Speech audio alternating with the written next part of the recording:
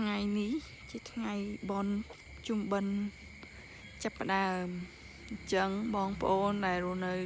ដែលបានចាក់ចេញពីស្រុកកំណើតទៅធ្វើការនៅទីក្រុងភ្នំពេញ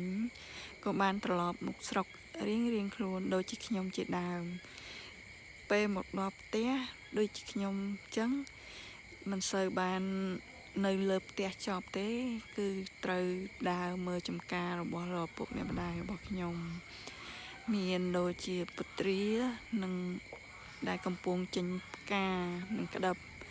ហើយប្រមូលផលមានដែលនៅសល់ហើយមានហ្នឹងក៏នៅមានក្តឹបបន្តទៀតដែរវាមិនតាន់អស់ផ្លែនៅឡើយទេអញ្ចឹងវាជាកន្លែងមួយដែលធ្វើឲ្យរូបនាងខ្ញុំជាដើមមានអារម្មណ៍ថាមិនចង់ចាក់ចេញពីទីនេះឡើយដោយសារធម្មជាតិមានពណ៌បៃតងមានផ្លែឈើហើយជុំវិញផ្ទះក៏មានបន្លែដោយដាំដោយលោកពុកអ្នកម្ដាយរបស់ខ្ញុំ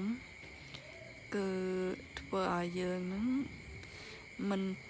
ចាំបាច់ចំណាយច្រើនដូចនៅទីក្រុងភ្នំពេញនោះទេទីក្រុងភ្នំពេញគឺយើង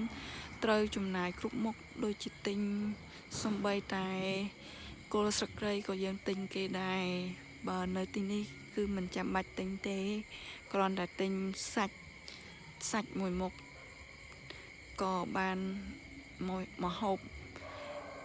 មួយមុខទៅហើយបន្លែព្រោះបន្លែនៅជុំវិញផ្ទះយើងមានស្រាប់អញ្ចឹងយើងមិនខាតពេលដើម្បីមិនខាតចំណាយលើបន្លែអ្វីទាំងអស់នៅទីនេះសូមអរគុណដែលតាមដាន